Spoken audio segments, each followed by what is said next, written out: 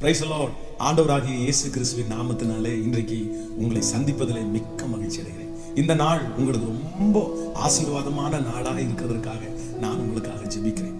இன்றைக்கு ஒரு வசனத்தை நம்ம தியானிக்க போகிறோம். ஆதியாகமம் 26ஆம் அதிகாரத்துல நீங்க 28வது வசனத்தை வாசிக்கும் போது, அதற்கு அவர்கள் நிச்சயமாய் கர்த்தர் உம்மோடே கூட இருக்கிறார் என்று கண்டோம், ஆகையால் எங்களுக்கும் உமக்கும் ஒரு ஆணை ஏற்பாடு உண்டாக வேண்டும் என்று நாங்கள் நிர்ணயம் பண்ணினோம். கவனிங்க ஆண்டவருடைய பிள்ளைகளே, இந்த வசனத்துல இந்த சம்பவம் நமக்கு எல்லாருக்கும் தெரிந்த சம்பவம். ஈசாக்கினுடைய வாழ்க்கையிலே அவனுடைய பிரயாசத்தினாலே ஏசேக்கு என்கிற ஒரு துறவை தோண்டுகிறார். அவர்கள் தூர்த்து போட்டார்கள்.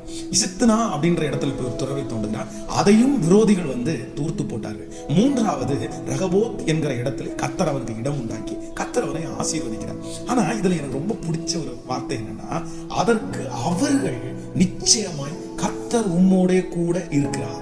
எனக்கு அதுல பிடிச்சது அவர்கள்.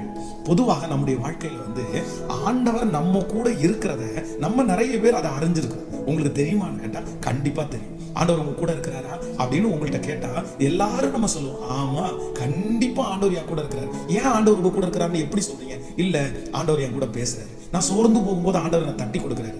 ஆனால் நமக்கு நிறைய பேருக்கு அரிதான காரியம் என்ன அப்படின்னா, மற்றவர்கள் கர்த்தர் நம்மோட கூட இருக்கிறார் என்கிறத கண்டுபிடிக்கிறது தான் ரொம்ப அரிதா இருக்கு.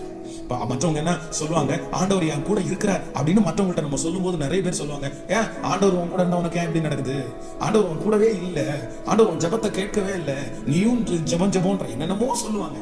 இன்றைக்கு இந்த சத்தத்தை கேட்கிற நீங்க ரொம்ப சோர்ந்து போய் இருக்கலாம். ஆண்டவரே என் கூட நீங்க இருக்கிறீங்கன்னு எனக்கு தெரியும் ஆண்டவரே, ஆனா சுற்றி இருக்கிறவங்க நிறைய பேர் என்ன பார்த்து உன் ஆண்டவர் உன் கூட இருந்தா ஏன் இப்படி நடக்குதுன்னு கேட்கறாங்களே அப்படின்னு சோர்ந்து போய் வந்திருக்கிறீங்களா?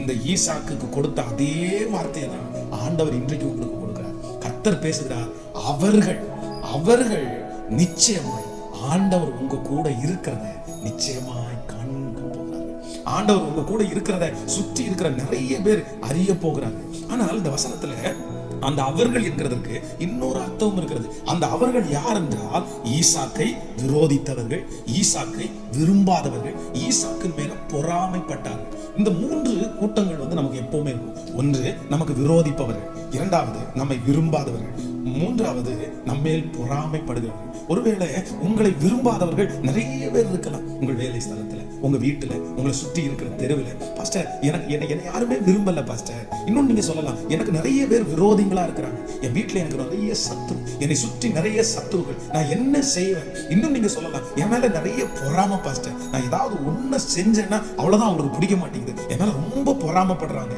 ஆனால் ஆண்டவர் இன்றைக்கு வாக்கு கொடுக்கிறார், உங்களை விரோதித்தவர்கள், உங்களை விரும்பாதவர்கள், உங்கள் மேல் பொறாமைப்பட்டவர்கள் சீக்கிரமா ஒண்ணு சொல்ல போறாங்க. என்ன அப்படின்னா, கர்த்தர் உங்களோட இருக்கிறதை அவர்கள் பார்க்க போறாங்க. ஆண்டவர் உங்களுக்கு ஒரு அற்புதத்தை செய்ய போறாரு. ஆண்டவர் உங்களுக்கு ஒரு ரகபோத்தை கட்டளையிட போறாரு.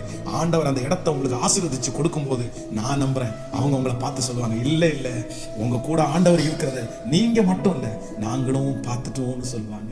ஆமேன்னு சொல்லுவோம். இந்த வார்த்தையின்படி ஆண்டவர் உங்களை ஆசீர்வதிப்பாராக. நான் உங்களுக்காக ஜெபிக்கிறேன். அன்பின் பரலோக பிதாவே, உம்முடைய பிள்ளைகளுக்காய் பாரத்தோடு நான் ஜெபிக்கிறேன். இன்றைக்கு கொடுத்த வார்த்தையின்படி கர்த்தர் உன்னோட கூட இருக்கிறார். நிச்சயமாய் கர்த்தர் இருக்கிறார் என்று ஈசாக்கை சுற்றி விரோதித்தவர்கள், விரும்பாதவர்கள், பொறாமைப்பட்டவர்கள் ஆண்டவர் அவன் கூட இருக்கிறத கண்டுபிடிச்சாங்களே அப்பா.